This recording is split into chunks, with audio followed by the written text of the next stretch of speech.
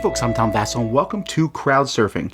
This is the show where we talk about all the different things that are showing up on Kickstarter. So joined by some fantastic Kickstarter experts, we're going to tell you what's going on in the scene right now. And the best way to start off is with the news.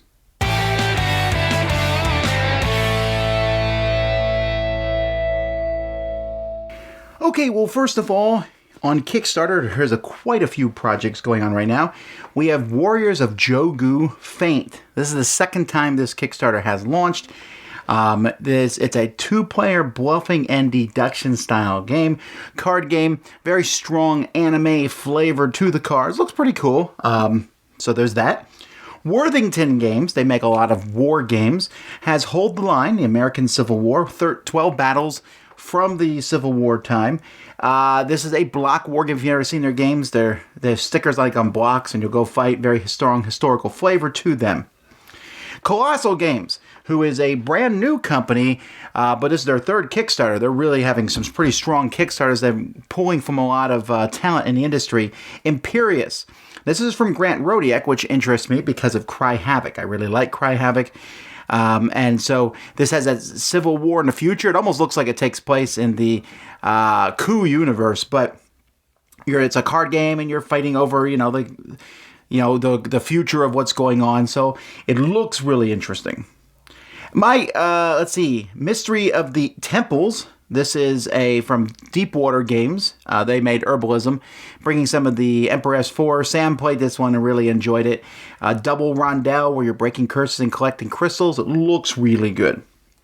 My pick of the week is from Silex. This is Dreamscape. First of all, amazing video, really well done. And you're collecting dream shards. It's this surreal dream thing. Now, dreaming is not a new concept necessarily to gaming.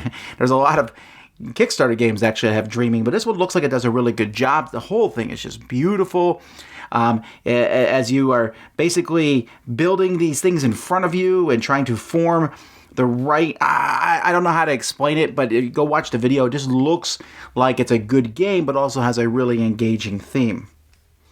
Verse the Universe is a new company, and they're making Earworm the Party Game. Now, this looks like a really solid party game.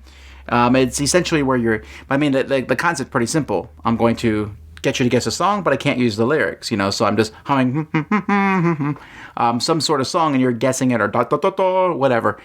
But the artwork looks good. It's a pretty solid concept, so it will probably fund.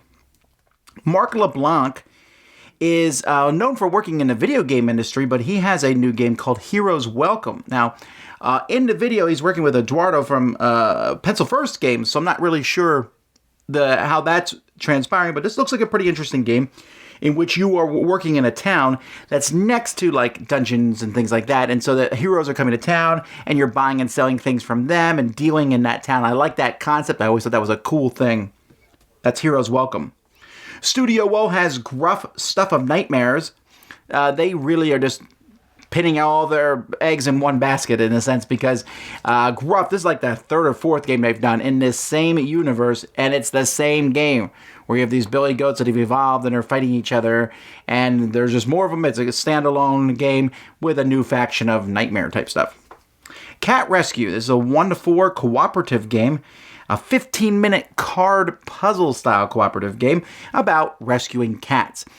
I wonder from the video and the theming if they're putting forth that theme so strongly, like, do you love cats? Do you want to rescue cats? Then you should buy this game. Okay, so I don't know if the game is so far that direction, like, is the game itself good? But we can hope so. Big Kid Games, this one almost made my pick of the week. It looks so good. Sweet Mess. I love this theme of getting together goods and making, as a baker, making delicious things. It has these game trays in it in which you're placing your pieces. They look fantastic. I mean, the whole thing just looks fantastic. You're trying to get recipes. There's also a recipe race dexterity game that's included, if you get it. I don't know if that's as interesting to me, but the game itself looks really well done, and there's a lot of cool pieces. Pretty neat.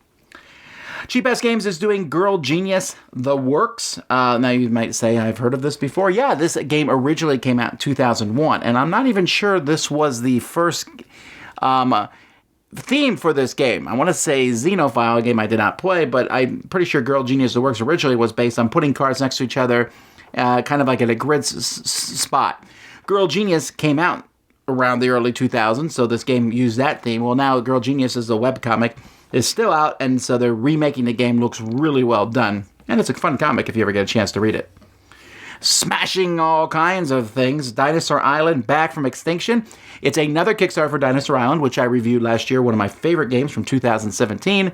But there's also an expansion, Totally Liquid, and a 2-player game, Dualisar. And some of the Kickstarter stuff you couldn't get before is back in this one. It is a fantastic, fun-themed dinosaur game. Vinyl from Talon Strikes. We'll talk about this a little bit later in the episode. One of the things I really like about this one, though, is it's a great theme. It's basically you're curating and making the ultimate album anthology. That's a neat theme. It's something we haven't seen before, and so Music Files will probably enjoy that. Hopefully the game is good. God Tier. This is another game from the makers of Guild Ball and the Dark Souls board game, which I did not like. This looks in that same thing, right? It's more big, grandiose, grotesque type miniatures that are really well made. It is this whole new universe where the gods have died and their tears all fell on the ground, and it's like a 2-player skirmish style game. Well, and there's a lot of 2-player skirmish style games. We'll see if this one stands up. The Awful Orphanage from Workhouse this is their first one. You're an orphan in a horrific, orphanage. All orphanages are horrific, according to board games. And so you're trying to escape, and there's mean people chasing you, and the person who runs the orphanage is awful, and there's a creepy clown living in it. It's just like nightmare juice. And it seems like they will do evil things, eat you if they catch you. I'm not sure. But at the same time, everyone else is trying to escape, and you're trying to make them fall down and stuff. It's a cruel, cruel world. That's a dark theme. Let's see. Now we have Rescue Polar Bear. Rescue Polar Bears from Mayday Games. Z reviewed this game from the original publisher. Really liked it. Said it's a really great cooperative game, like putting out fires, trying to keep the polar bears from falling through the ice. So having an English version out was probably pretty exciting, and all the bits look amazing. Van Ryder Games is releasing graphic novel adventure set. I've read one of these. I don't know how I got my hands on it, but Captive. I think it wasn't from Van Ryder. I think it was from another publisher, but either way, it's like a choose your own adventure book, but it's a graphic novel. And so, which room do you want to go into? You'll see little numbers in the picture, and you go there. Almost a little bit like the Unlock series. And then you also have stats and things, and you fight things. It's the one I read, Captive, was a pretty dark one, but it looks really good. Unbroken. This game is doing really well. It's a solo game of survival. Apparently, you and your team got ambushed by a bunch of monsters. They're all dead, and now you will take them out. I hope the game isn't broken, because that would give me a really fun tagline when I review it. But the game does look pretty neat, and there's a lot of cool graphics, although it's a dark fantasy universe. Arena, the contest. This is another one that's doing really well, and another one with miniatures, and another one that's team versus team, and like a dungeon combat thing. I'm not totally blown away by looking at this, because there's so many of these games that exist right now, but I will say the miniatures looked pretty good in this one. And then finally, Dreamcatcher is the board game. This is another game about dreaming. But this is a cooperative one for 2 to 4 players, and you're all trying to work together. It looks okay, but the other one, Dreamscape, just kind of really was the one that got me excited. So there you go. That's what's in the news. What else we got? Hey folks, and welcome to FOMO, the segment where I take a look at a game that's currently seeking crowdfunding right now that I have a fear of missing out on, and maybe you do too. Today, we're going to be taking a look at Imperius. Imperius is a game of card drafting and area control for 2 to 4, where players are each vying for control of the known universe for their house. Each house has a set of cards that are shuffled together with the cards from the other houses, and then dealt out to all players at the table in a certain number. Players draft cards around the table until there is 1 card left per player, and then those leftovers are shuffled and dealt to seed the planets. Players then take turn deploying cards from their hands to the planets in order to maximize the return of victory points, utilizing strength and influence while trying to decrease the return to the other players. The deployed cards may be played face down or face up, but each planet can only hold a maximum of 2 face down cards. After players have played all of their cards, then the cards at each planet's line are ordered in ascending order and then resolved in that order. The main types of cards are ambassadors, which will award victory points if your faction is the most favored on that planet. Commanders, who give victory points if you hold the most strength on the planet and allow the players to place their house control tokens on that planet. Nobles who score the victory point value of the planet itself, provided they're the only noble there or their faction is favored over the other nobles. Assassins who allow you to take out a rival house's noble on the planet. And royal guards who can protect your noble from the other house assassins. And finally, you have elders who come in a basic ability granting influence or strength, or advanced elders which can add a house-specific ability. Play continues round and round until a player meets or exceeds 20 points in a round, signaling the final round. At the end of the game, players combine their victory points earned during the game along with 1 point for control tokens on planets, and the victory point of the planet is awarded to the player with the most control, ties negating all points of a planet, and finally deduct points for any casualties they suffered from having cards assassinated during the game. Whoever has the most points is the winner. So that is a brief overview of Imperius. Now that was a prototype copy that the publisher was kind enough to send our way. As to the game itself, I was really intrigued by this game. First off, it has this Dune feel, and you could tell it's inspired by Dune. And I love Dune, and when you look at the artwork, it comes alive. But beyond that, I really found that I enjoyed the way this game played. This game can, however, be mean. Like, you can play this game and it gets really mean. But I enjoyed the way each of the houses had their own set of cards. And at surface, and I didn't even notice this the first couple times I played right away, is an ambassador in one faction might score different points than an ambassador in another. So each of the factions are asymmetrical. That's not readily apparent. But I like the way you have to make these decisions when you're drafting the cards as to whether or not you want to take your faction's cards or you want to try to take the cards from other factions and try to really mess with them. Now, the one negative thing that I had in this game is that this game, if you're playing against someone who's played this game a lot, this game can be really lopsided your first time playing it. I noticed this after I played it 3 or 4 times, and then I was teaching it to someone who had never played it, and I crushed them. But then I found after a couple games, their skill level caught up. So the game can feel a little out of whack the first couple times you play it. The artwork's amazing. For me, this is definitely going to be a FOMO, and something that I definitely wish to add to my collection, and I look forward to seeing you folks next episode.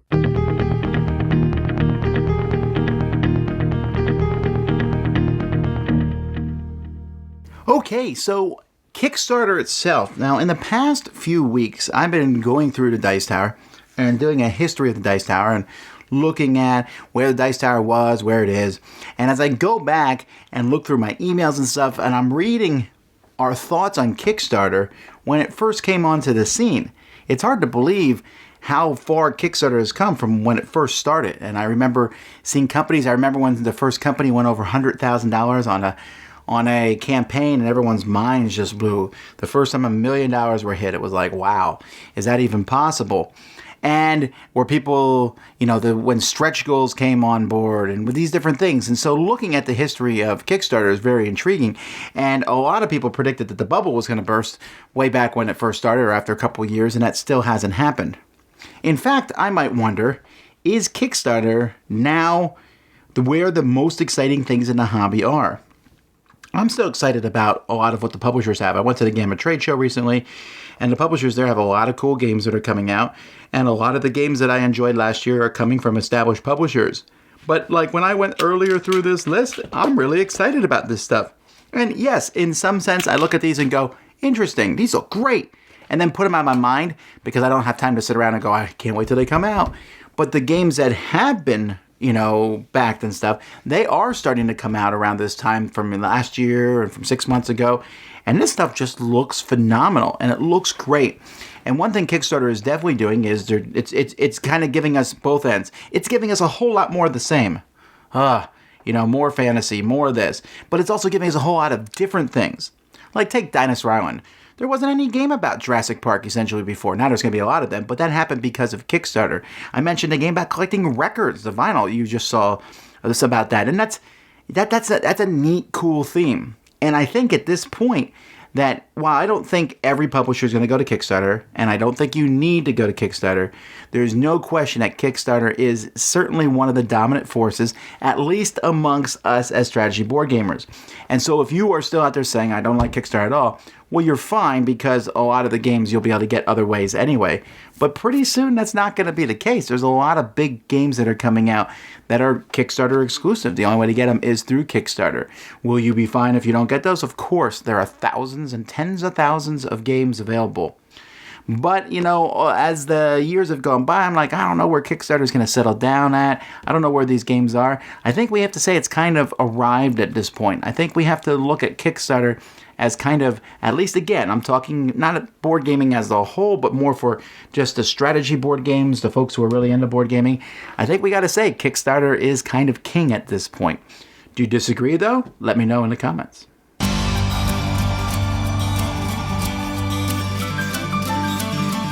Hi, this is Jamie Stegmaier from Stonemaier Games, and today I'm going to talk about timing and length of your Kickstarter project. The first overarching idea is what time of the year should you launch your project? And in general, I don't think it matters all that much. There is some conventional wisdom around not launching in the holiday season, the holiday shopping season. That's a season where people are thinking about buying stuff that they can use or give in the near future, whereas Kickstarter projects usually are for something that will be released for 6 to 8 to 12 months later.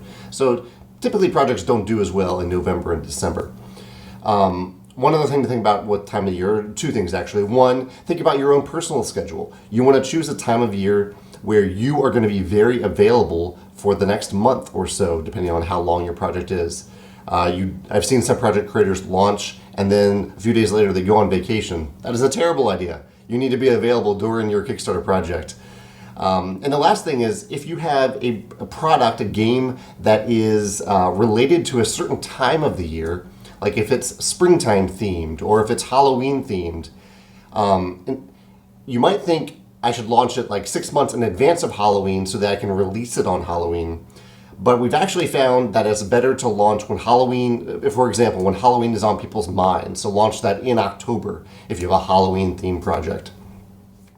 In terms of exactly when you should launch, I generally recommend Tuesday, Wednesday, or Thursday, and generally in the morning US time. But it's important to also think about that you're probably hoping to appeal to backers around the world, not just US backers. So kind of think about that when you're thinking about time zones. I still think it's 8, 9 a.m. in the morning is a pretty good time, US time, because Europeans are kind of getting off work around that time. People in Australia and Asia are still awake during that time. But the general idea is think internationally. Don't just think about the US when you think about that time zone element. And similar to your end time, think about when people are going to be awake. I usually end my projects at night. The last two big things are the length of the project. I typically recommend, if you are a brand new creator, aim for maybe a 30 to 35 day project, because you're going to need some time to really understand how the project works. And you're going to see some slow days in the middle, that's for sure. But during those slow days, you're going to be learning things that are better to learn when you don't have an extreme rush. Whereas if you are an experienced creator, I recommend going down to as few as 15 days, 15, 18, maybe 20-day projects, because you have a big built-in audience who are going to come in, they're going to back it, and you don't need a big time in the middle of your project to learn from anything. You've done this before.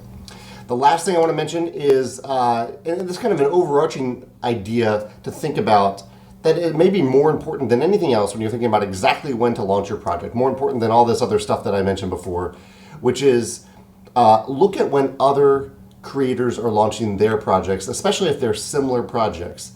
I have a Google Doc set up on my website that's about coordinating launch and end dates, so that you don't launch your Halloween project on the same exact day as someone else who's launching a Halloween themed project, specifically in the board game category, because then backers are going to often end up choosing between those two projects rather than choosing one or the other. So even a day or two difference in staggering those launch dates can make a big difference for a project that is similar in theme or just a similar genre, like a meaty Euro game. Don't launch on the same day as another meaty Euro game. Just wait a day. Those are some general things to think about. There's no set formula for this, but hopefully these will give you a path to decide what's best for your project. Thanks. Hey folks, Mark here, and welcome back to another Dice Tower preview recap. Randy, Ann, and I recently took a look at some new projects on Kickstarter. Now, these are paid previews, and it's our hope that we give you a real sense of each game. First up, we have Alakazoo. Alakazoo is a set collection and pattern building game. Additionally, you will be card drafting and rolling dice. To prove their skills in the magic domain, players will summon fantastic creatures, trying to beat their opponent and be the first to summon the beast. Are you powerful enough to impress the magic jury and reach for the title of Arcanimus? Alakazoo is for 2 to 4 players and brought to you by Creative Maker LLC. Next, we have Galaxy Hunters. In Galaxy Hunters, you take on the role of mercenaries hired by the Megacorps to hunt and harvest the rampant mutations. Featuring an innovative pilot and mech combination system, pairing different pilots with different mechs unlocks new powers and special abilities. Then using money earned for harvesting DNA from the creatures, players upgrade their mechs with new weapons and items. All this seamlessly blends the excitement of crafting a unique character with the deep strategy of Euro-style worker placement. Galaxy Hunter is for 2 to 4 players and is brought to you by IDW Games. And finally, we have Imperius. Imperius is a dynamic game of card drafting, intrigue, and hidden information. Each round, players will draft cards, including their enemies' cards, ambassadors, assassins, elders, nobles, and even powerful variable events. After drafting, players then deploy these cards to planets with the hope of scoring and depriving their enemies of victory points. Imperius is for 2 to 4 players and is brought to you by Colossal Games. For more details on each of the games mentioned here, please check out our full previews and see if these games might be a good fit for you. And if you are interested in having your game featured as a Dice Tower preview, please reach out to Tom or myself. And keep an eye out for more previews in the near future. All right, folks, until next time, we'll see you at the table.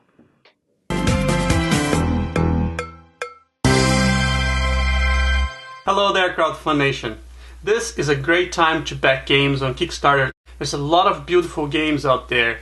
And the game I chose to show you guys today is a game by Weird Giraffe. It's a 1 to 6 players push your luck game where you are heroic librarians trying to save as many books as you can before the library goes on fire. So let's take a look. Place the scoreboard and the library cards in reach of all the players. Stack out the library cards in numerical order, starting from the smallest on the top and the largest on the bottom. Then you give each player 2 cards and then make a stack of the rest of the 2 cards. Open 3 of them for a common market. Each 2 card will have different icons showing the timing of use, the book that is related, all scoring, and also the actions for that card. Placing all the book cubes into the bag with 7 fire cubes and put the bag aside. Each player then will collect a turn order card, and that's where you're going to place all your book cubes and your fire cubes. On a player's turn, you will draft cubes from the bag. Every time you draw a cube, you place on the most left square of the turn card. And keep drawing a cube until you decide to stop. Then collect the bonus showing under the last cube you placed on your card. Either the 2 card or points. If you score any points, just move your meeple that many spaces on the bookshelf. You can get up to 1 red cube on your save area. You set part of the library on fire either if you draw a 2nd cube to your save area or 1 cube to the fire area of your turn order card. If you set part of your library on fire, you will collect 2 cards and will remove the top card from any book that you have drafted in your turn.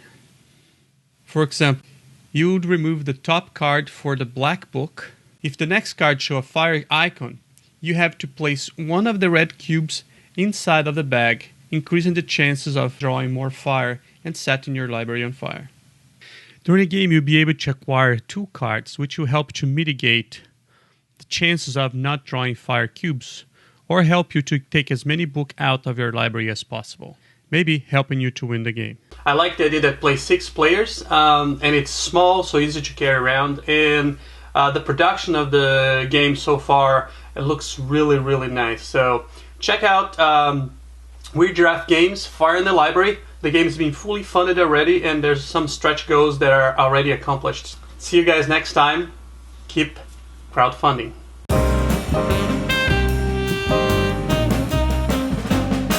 Hey, board gamers, BJ from Board Game Gumbo here, back with more Kickstarter lineup. That's right, I'm bringing you projects that won't break your budget, but throw in a little something extra. Here's what I'm checking out this week. I love it when a board game designer finds a cool new theme, something we haven't seen before, and executes it. Vinyl, a new game out on Kickstarter from Talon Strike Games, designed by Eric Alvarado. It's just such a game. I got to play an early version of it back at Gen Con 2016, and it was fun then, but looking at the Kickstarter page, there's some refinements that make it even more enticing. What is Vinyl? It's a set collection game on steroids that plays 2 to 4 players and takes about 60 minutes. Here's the setup. Imagine a small record shop that opens with an amazing collection of hits and deep cuts from the past 50 years. You and your friends are going to play as album collectors, searching through the regular and sale bins, looking to fill out your collection. Players will get music magazine cards, basically what sets of albums they need to collect, and then use their meeples to claim the locations in the record store. Now, each location has 2 actions. The primary action for going to that spot, that's the benefit, and a cool bump mechanic where you can also get an action if someone else bumps you out of that spot. Albums must match the magazine cards for you to score points.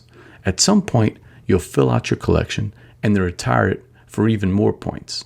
Plus, the game comes with loyalty cards from the record store that can score you even more in-game points. The game is getting some amazing reviews, and the project is rolling along towards funding. There's even some cool lanyard. I have it on the screen here. The project has included new guitar minis if you get the gold and platinum editions, and each one is a little different. Speaking of editions, let's look at the pledge levels.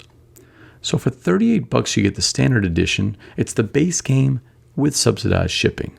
For $48 you get the gold edition. It's got all the bonus stretch goals and an expansion, the top shelf expansion.